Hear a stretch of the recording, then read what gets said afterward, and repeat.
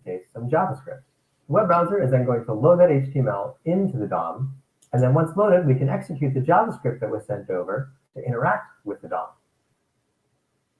So you might be wondering, why don't we use JavaScript to interact with every browser? Why do we even need jQuery? Well, the catch here is that each browser has a slightly different DOM interface. This is where jQuery comes in, so you can write one piece of code which can communicate with all modern web browsers.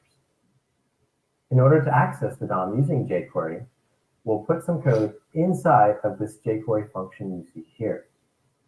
To access the DOM using jQuery, all we need to do is specify the document keyword you see here. But how can we search through the DOM and find that h1 element we were looking for? To figure this out, let's jump back into our HTML. And we need to think a little bit about how we would use CSS to decorate this web page. If we wanted to decorate the h1, we might write a CSS selector which looks like this. In this case, it's increasing the font size of the h1. To make the paragraph font color blue, we would specify p, curly braces, color blue.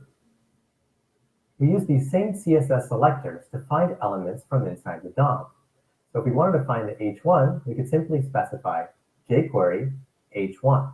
Notice that h1 is wrapped in a string with 2 double quotation marks.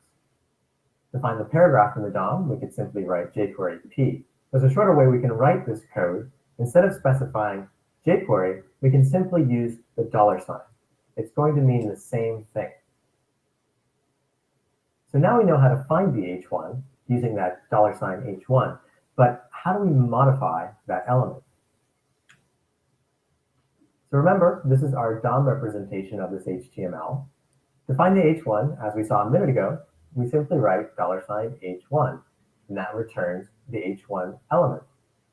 If we wanted to return the text inside that h1, we would simply call the text method, like you see here. It would return, where do you want to go? In order to modify the element's text, we can simply send a string into this text method. Here, when we send where to, you can see that it replaces that text element in the DOM with where to. And if we were watching this web page in our browser, we would see the page get updated. Now, there's one thing you need to be wary of when you're running jQuery that interacts with the DOM. The HTML might be getting sent over to your browser, and that JavaScript might fire off before the DOM is done loading.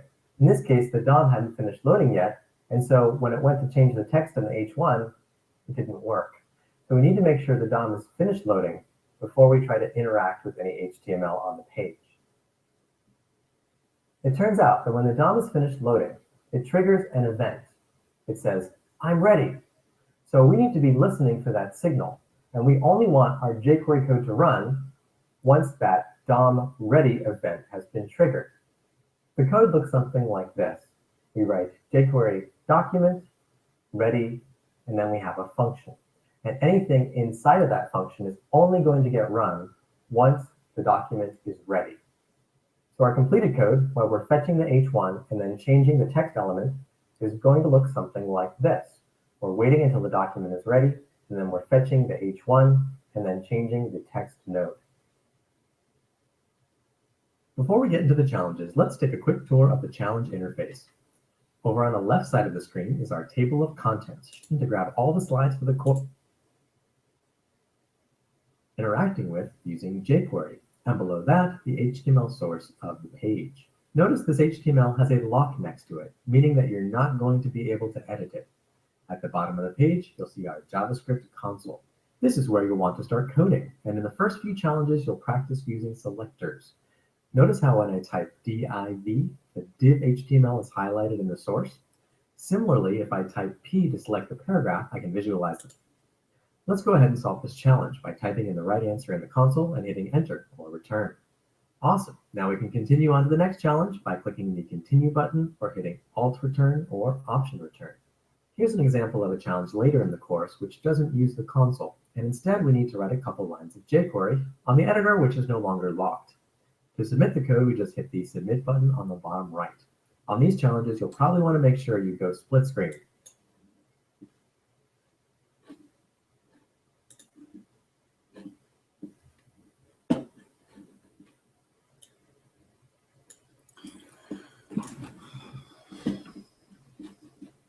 selector, select the H2. Right.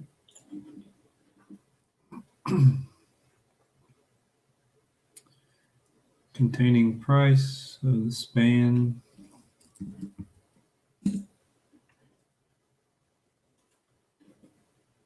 All right. Select the value of the span.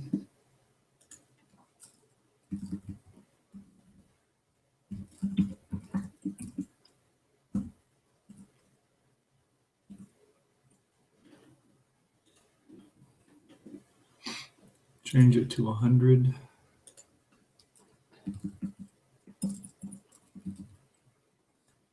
And text.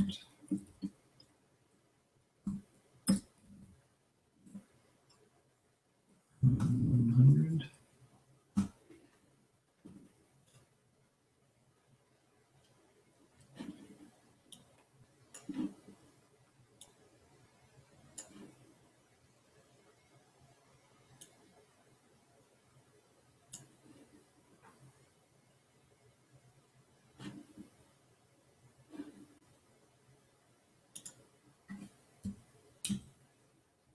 I don't remember what that function looked like.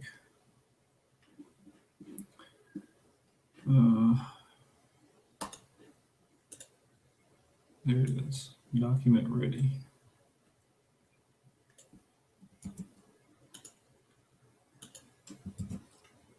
Let's type it out here. jQuery document.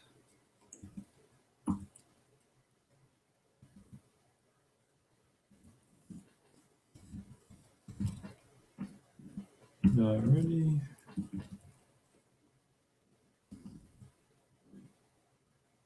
And that's a function.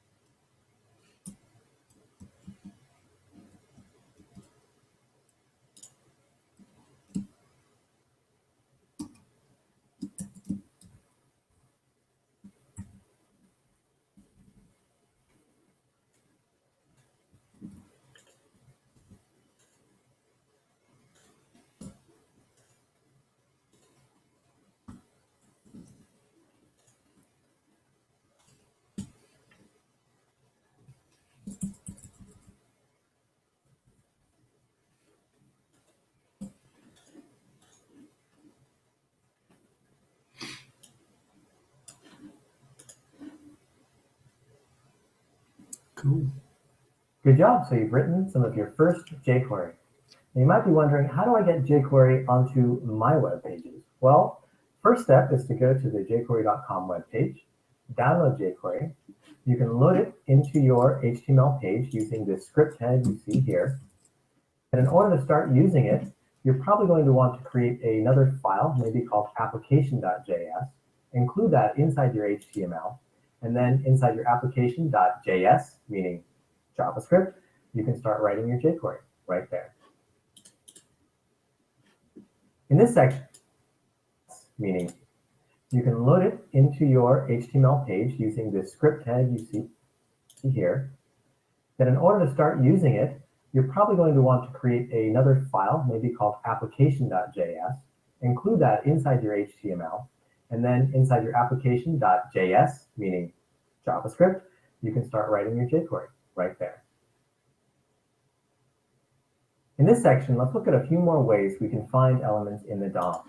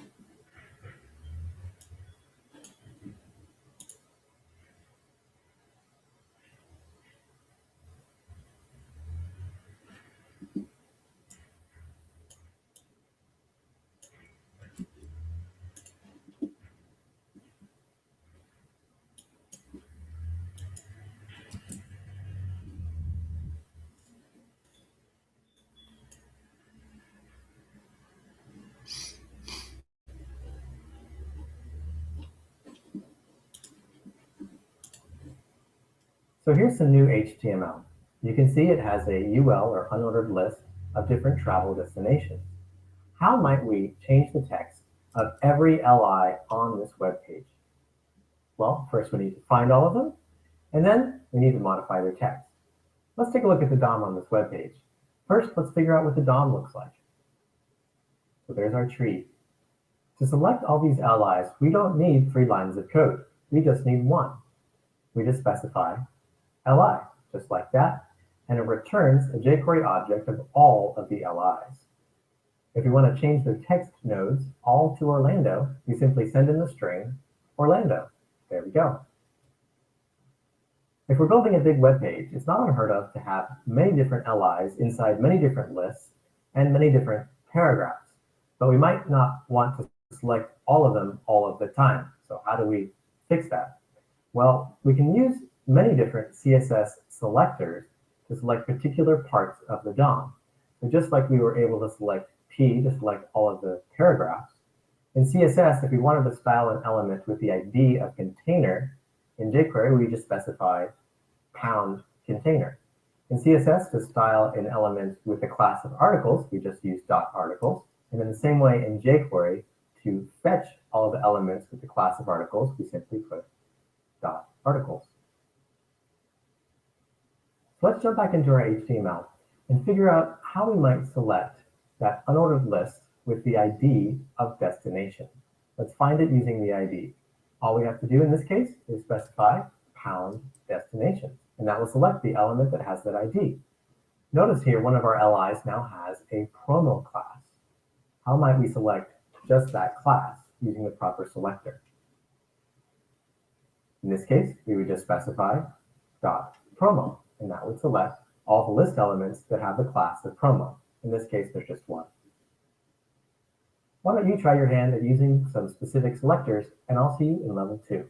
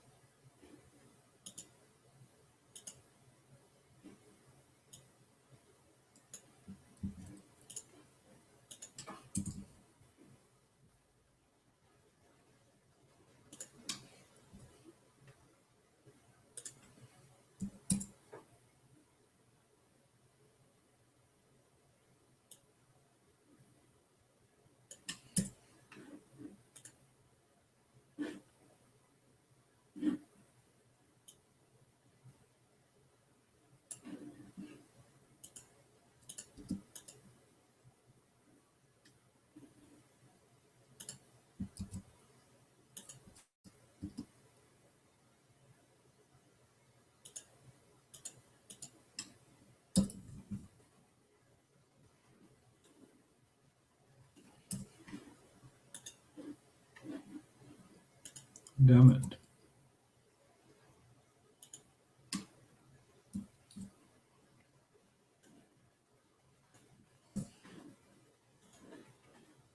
Really?